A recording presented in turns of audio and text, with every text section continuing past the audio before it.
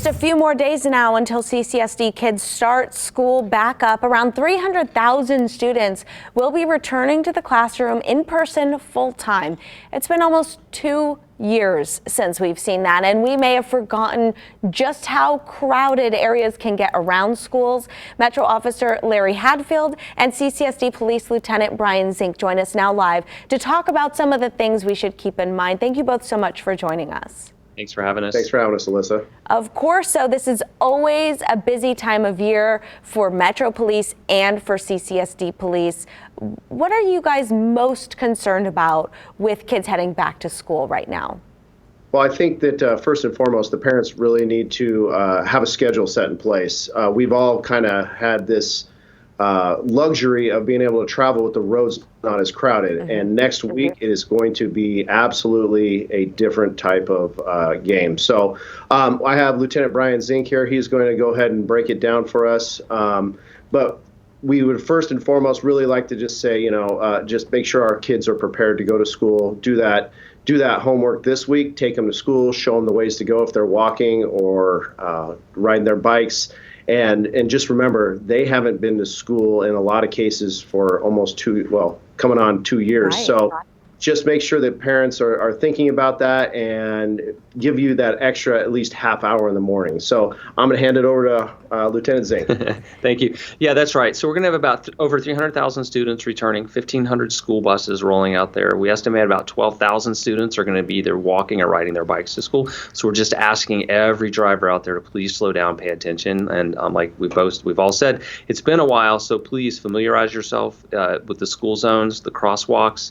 If you live in a neighborhood with the school zone, remember, we're going to have a lot of parents that are going to be dropping their kids off for the first time this year. And that's actually going to be 2 grades of kids worth.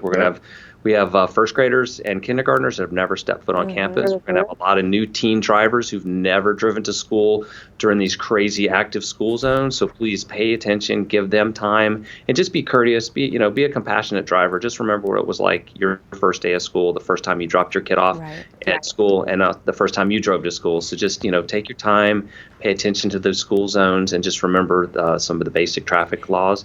No parking or stopping in crosswalks, no U-turns in school zones, no passing in school zones, and you have to stop for the school buses if they've got those stop sign and that arm bar out.